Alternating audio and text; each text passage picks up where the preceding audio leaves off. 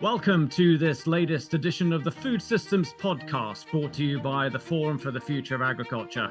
And for the next 15 or 20 minutes or so, I will be your host, Mark Titterington. And today we're talking with Mike Massimino, former NASA astronaut, professor of mechanical engineering at Columbia University. And we are absolutely thrilled, Mike, that you will be our keynote speaker at our annual conference at the beginning of April. So great to have you with us. Thanks for taking time for joining us.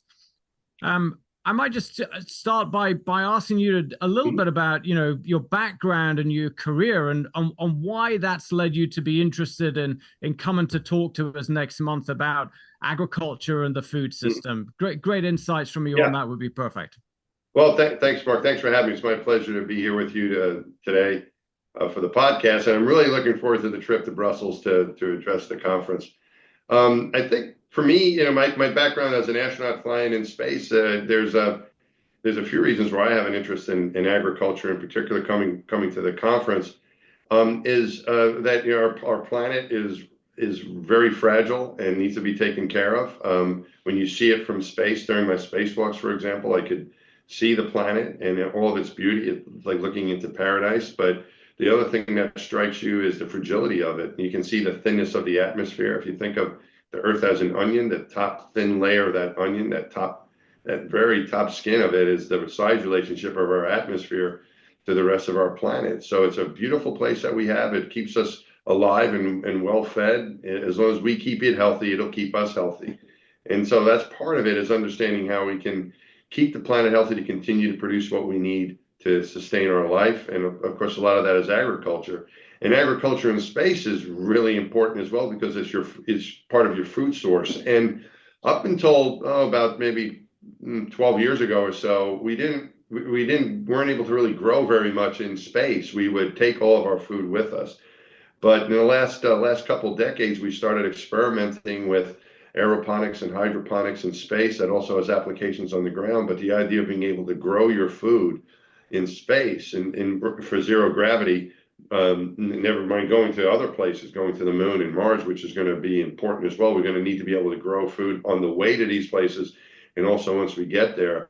It's a huge advantage. In the spacecraft, it's a great source of oxygen. It's also a comfort too to have plants growing there, sort of a psychological support as well. And also you get the food out of it. You can get some healthy food out of it. And so they've been very successful with developing agricultural techniques in zero gravity, and we're hoping to do those as well once we get people on the moon and eventually on Mars. We're going to have to be able to do that. So I'm very interested in both terrestrial and space applications of agriculture, and I'm looking forward to coming to the conference for those reasons. Plus, it sounds like a really cool conference. I'd want to go anyway. Yeah, no, I mean it is, and we're as I said at the beginning, we couldn't be more thrilled to have you here. It's a critical time for us in terms of all of our collective thinking about the future of food and agriculture. We think about it both in terms of climate, in terms of environmental sustainability, in terms of economic sustainability, and those are the discussions that we've been having in Europe and also globally, obviously, over the past couple of years. Without cutting across what you'll say to us on the 1st of April, maybe just to go a little bit deeper on some of that innovation and science and technology that you were alluding to there in your past comments. What is it that you've learned from your experience in space about how that can help us to build a food and agriculture system that is resilient and sustainable? You talked about hydroponics, for example, and what you've grown in space. There's talk about using moon rocks, for example, for fertilizer. Obviously, the satellite technology is so important for precision agriculture. A few of your thoughts on that would be great. Yeah, all of those things are important. I'll go in reverse order. Maybe the satellite technology and being able to monitor what's going on our planet is very important. The space station gives us a great perch up there. Satellites do as well, but for Earth observations, the space station is a really wonderful resource because it's always up there. You can get people involved too to take certain photographs or help with the instrumentation.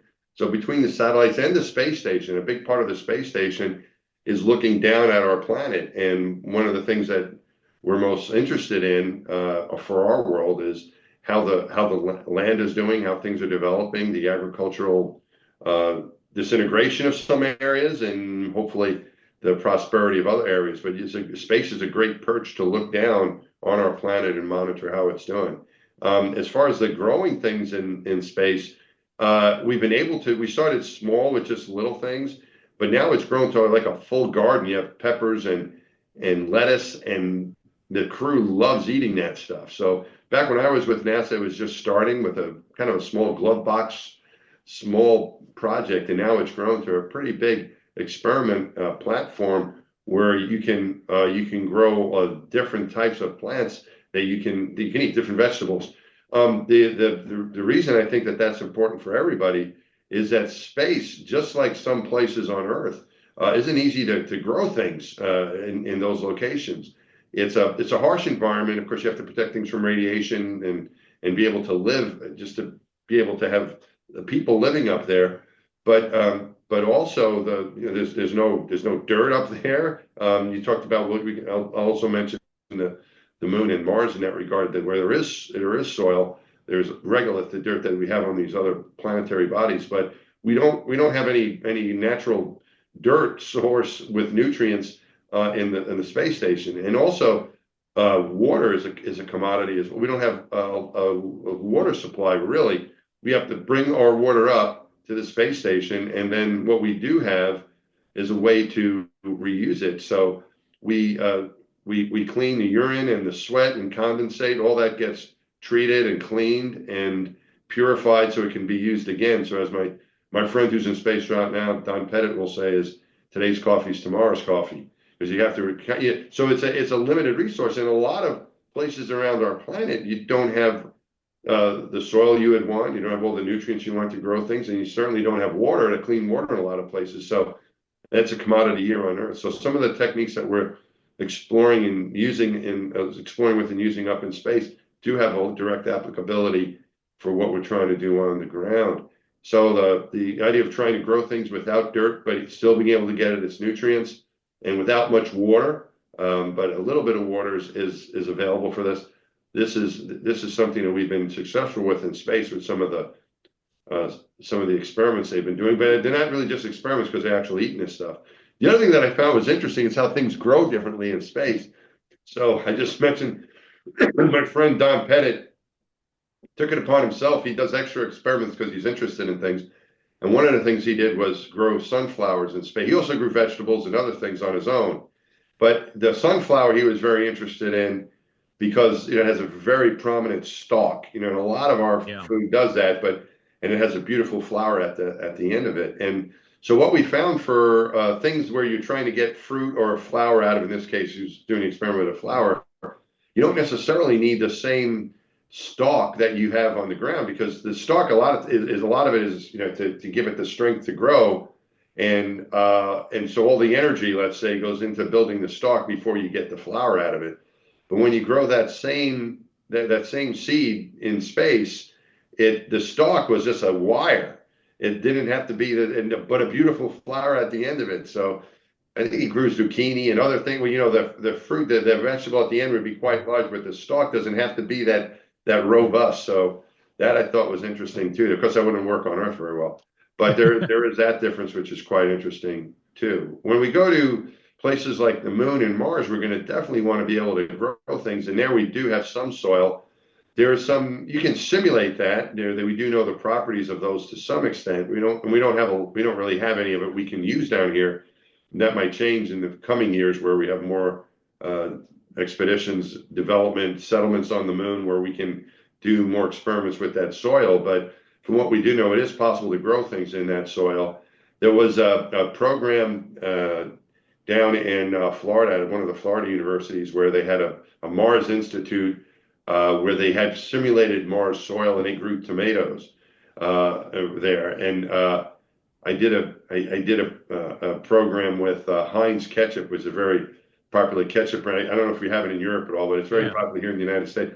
And they had a Mars edition ketchup. They didn't get a lot of it because they didn't have a whole lot of tomatoes that they were able to grow. They had a limited amount of soil, but from those tomatoes that were grown in the simulated Martian soil, they did make ketchup out of it. So they had a Mars edition of Heinz ketchup that I thought was kind of a clever way to promote what they're doing scientifically. So as we go to these places and we settle, the whole point here, Mark, is that you can't bring all your food with you. You know, that's not really possible. When we travel around the planet, we go to wherever we're going here on Earth, and we'll eat what's there, right? And Right. that's going to be the same thing in space. You have to be able to start some sort of agricultural capability, which we have started on the space station. You're going to need to grow that. You're going to need that on your voyages to places, and you're also going to need that when you get places like the moon or Mars. So, and I think a lot of that has applications on Earth as well, dealing places where you don't have a lot of soil or the right kind of nutrients, and you're constrained on how much water you have.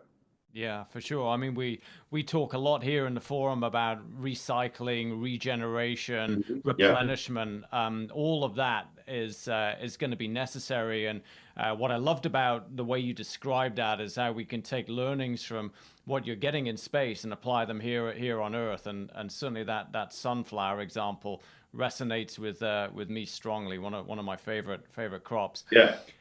I wonder if I could just maybe stand back a little bit and ask you. I mean, you talked about seeing the Earth from the perch up there, as you put it, how fragile it can be, the planetary boundaries that we've got. It might be a little bit of a trite question, Mike, but what changed for you before you went up for the first time, and then having been up there and looked back? What changed for you in terms of your perspective that you were surprised about, if anything, of course?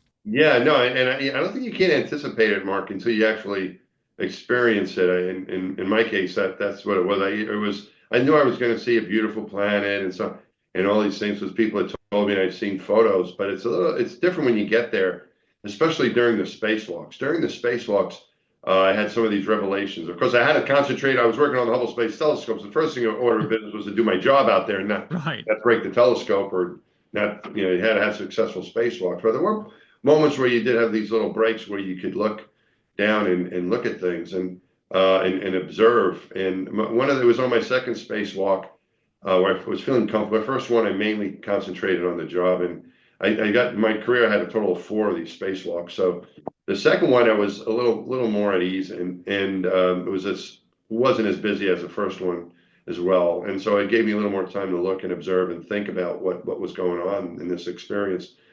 And the thought I had looking at the planet was, at first I thought, well, this is like a view from above, like you were admiring the planet. If you were up in heaven, this is what you would see. And then I thought, no, it's really what heaven must look like. I felt like I was living in an absolute paradise. And then I couldn't imagine any place being more beautiful than our planet Earth. And then I looked down at my hands and I realized the only reason I'm able to look at this is that I'm wearing a life support spacesuit. I'm in my own little spaceship there. I wouldn't last very long if I had a malfunction in that spacesuit.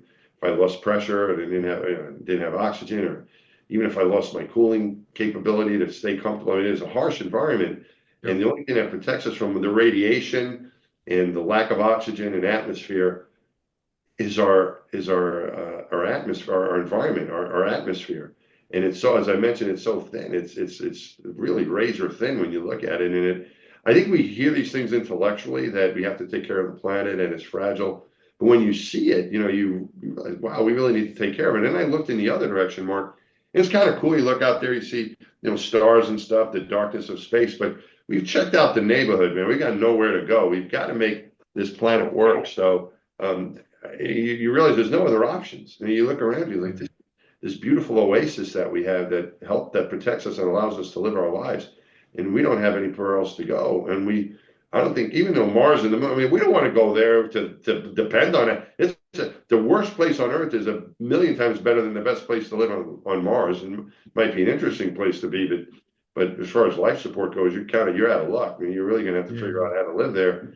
Whereas here, we can naturally have all these things we need to keep us alive as long as we take care of it. So that was one thing. We're living in a very fragile paradise, and we need to take care of it. The other thing that hit me was, this was on my second flight, really, when I came to this, going around the planet so often and just looking at it, I started realizing that everything is down there. Everything that I've ever known, everything that came before me or will come after us after we're gone is here on Earth. Everything is there. And you go around it so much, you kind of just started looking at it, and there's planet Earth.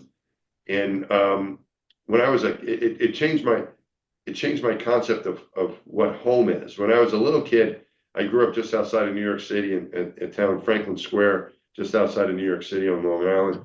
And that was my home. And whenever I would think of home, when I was a kid growing up, it was my house in Franklin Square. And that was my safe place. That's where I went. And that was, even when I was in college, I think my home, I'm from Franklin Square. But as I got older, I think after I graduated college and I would start moving around the country a little bit more, going places, I started considering myself as a New Yorker. The New York area was kind of where I was from. I was working in New York City. I was living in New York City for a while. It was kind of, this is, I'm a New Yorker, And then as I got older, and then I became an astronaut, and I was wearing the American flag when I would go to work. That was on my arm, on my uniform and my flight suit. And I felt I was an American. I'd go around the world, and where are you from? I'm from the U.S. I'm an American citizen. And I also happen to be a European citizen. I'm an Italian citizen too. But I was an American citizen before I was an Italian citizen. But I was an American. I'm from the United States. And then when in my second space flight, looking at the planet, it hit me that my concept of home, when I think of home at that point, and now till this day, I think of Earth. I think of Earth as my home. That's my home. Mm-hmm. That's where I'm from. I'm from this planet, and I'll always be a kid from Franklin Square and a New Yorker and an American. I'll always be those things, but I consider myself a citizen of planet Earth. And when you think of it that way, we're all citizens of planet Earth. And I just came back from a trip to India, and I was in India saying,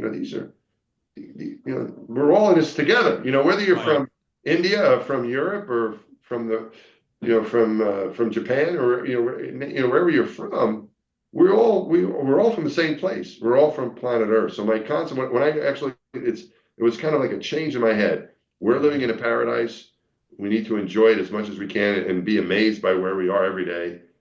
And we're all in this together. My home. When I think of home, I think of Earth. Yeah. I love that perspective, Mike, that what you shared with us there about how your perspective changed from when you were a kid to a young adult to eventually going into space. And I think sometimes we get very wedded to the perspectives that we've got, which is often created by the environments that we operate in. You've seen them all, and that's great to hear in terms of how yours have shifted. I'm also interested, as you kind of went there a little bit, we live in an incredibly fast changing world. Science, technology, innovation, the geopolitics as well. But, maybe we put that to one side unless you want to go there. I'm interested in given your experience, which is out of this world, if you'll forgive the pun, what 2 or 3 things are you holding on to as you see this changing world around us that gives you both stability and also a bit of guidance on where we might go next? As far in general, or for space, or in general, but certainly in terms of space, but also obviously in terms of our subject and food and agriculture. Well, there's so many. There are so many changes. I think that. I think that things like technology, AI, I think these are good things. I do. And I think that they're sometimes a little troubling or, scary, because it's I don't like change. No one does. But at least I think most people don't, because we get used to things and we kind of understand them. It takes a little while for us to adapt. And then something completely new comes in and we're like, oh, what's this all about? But some of the changes I saw in the space program, I think, are good examples, in my opinion. When we were coming to the end of the space shuttle program, we were winding things down with the space shuttle and need to go on to a new spacecraft.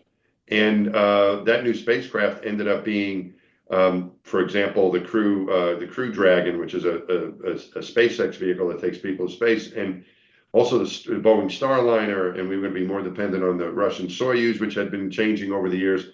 And the direction for all of these spaceships was more automation, using more AI, more technology. And that technology was used to return the spacecraft, some of the boosters back to make it more reusable, but also in the way the crew was performing its tasks, that we were going to not be in control of the spacecraft as much. So it was the influx of technology, which at first we were a little skeptical, particularly when it came to things like safety. Is this really a safe way to do it? That we're not in control as much anymore? We're going to be relying more on the technology to make decisions. but it was demonstrated to us that the new technology would actually make us safer. There are certain things that tech can do a lot better than people can. And what it freed us up to do would do the things that people are better at, which is being a little bit more creative about things, concentrating more on the future of what we were going to do. Our training was cut down because the computer can do a lot of the functions that people were typically doing, like handling different emergencies. That took an awful lot of training with the space shuttle.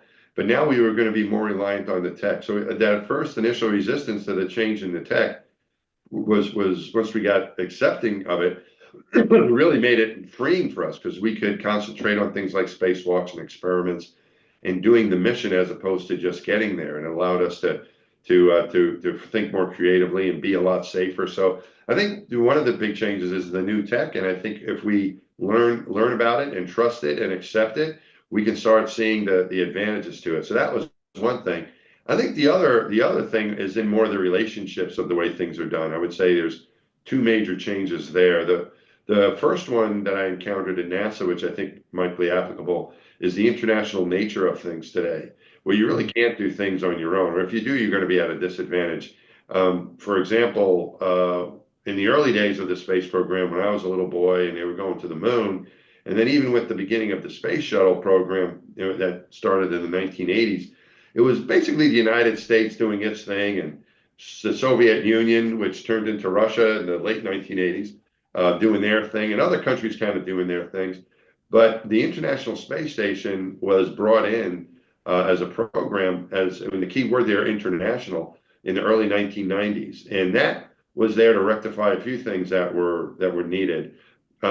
One was that the United States or countries doing things independently was a little expensive, and even with a big country, a prosperous country with a fairly large space budget, the United States could not do everything it wanted to do on its taxpayers' supply of resources, and so we wouldn't have been able to do a space station on our own. I don't think. I think we tried it. It was called Space Station Freedom. It was very costly. It wasn't going very well. It was canceled. And what came out of that was, it was approved by our Congress, was the International Space Station, where we have an alliance that was with and still is in place with the countries of Europe and Japan and Canada and with Russia as well as a major partner. That's the way it started. It's grown to include many more countries. Mm-hmm. There's a mission going up there in a few months, probably in May.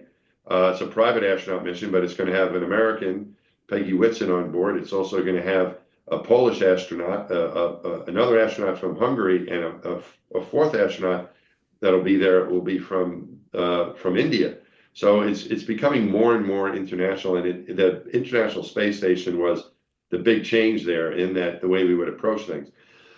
It brings not just the resources, the financial resources of countries, but also the know-how and the perspective, the diversity on how to do things. Some countries have more leadership, more experience in rocket propulsion. The Russians had to spend a lot of time designing and building space stations. The Americans had what they were doing. Canadians had robotics.